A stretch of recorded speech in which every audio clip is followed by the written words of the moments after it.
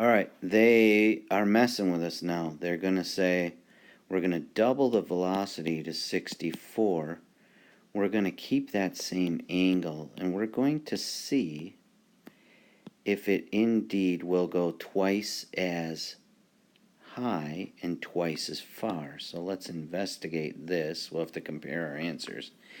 Remember, we're going to do how high first, and that means I need my vertical velocity. High is a vertical thing, vertical velocity. So it's 64 times the sine of 85 degrees, and I get 63.8. And again, it should be pretty close, right? Meters per second in the vertical. At the top of the path, my velocity is 0, so I can pull out v squared equals v initial squared plus 2g change in y, which will soon be minus. My final velocity is 0. My initial is the 63.8, which we just calculated. Be sure to square it. I'm going to turn that to minus to replace my minus from gravity. 2 multiplied by meters per second squared, change in y. I'm going to subtract 63.8 meters per second from both sides, but I have to square it, and then I'm going to have negative 2 multiplied by 9.8 meters per second squared multiplied by change in y. Let's get change in y all by itself. I'm going to divide both sides.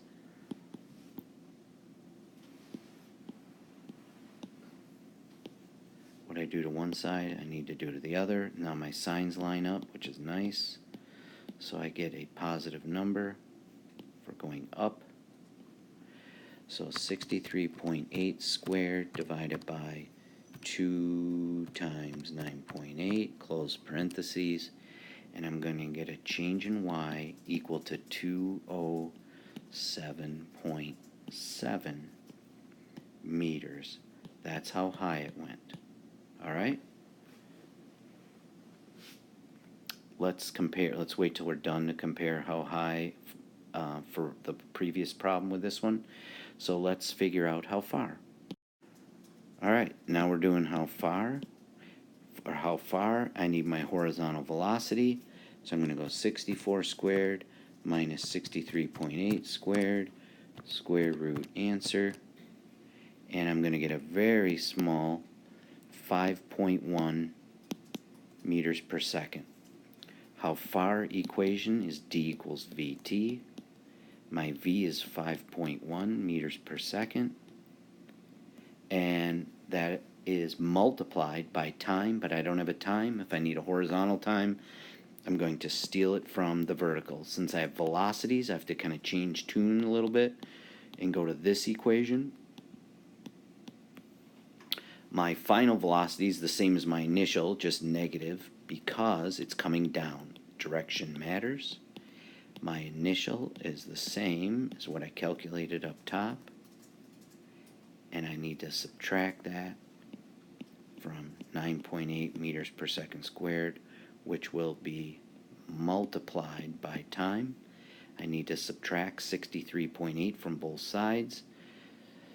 So I'm going to get, what is that? 1, 3, 5, 6.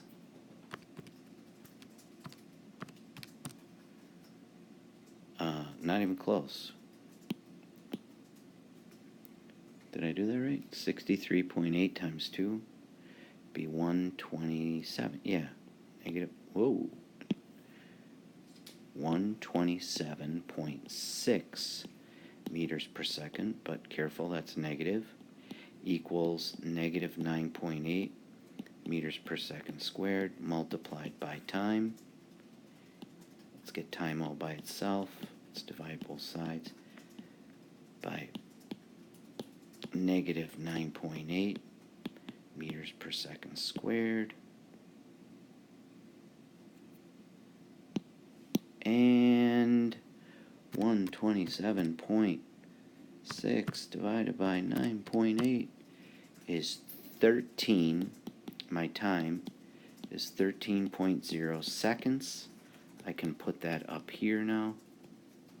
Multiply that by 5.1. And I get a whopping, whoops. I get a whopping 66.4 meters. And that's how far it went. Woo woo, woo woo. Alright, I'm videoing. So, in the first one, when the velocity was half,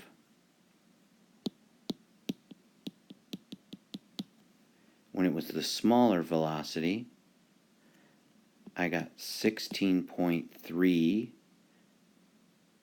and what was the other one? 66. Now I'm confused. And 66.4 for how far. These are meters. These are how far. And then for how high. So this was the slow. This was the fast. For how high, I think I got slow was 51.9 meters. And fast was 207. So obviously it's more than double. Way more than double, right? Why is that? Because of their velocity will cover more ground in the same amount of time when it's going faster than slow. And when we double it, it's going to cover more than double the distance in the same amount of time because it's going faster. Hope that makes sense. Bye-bye.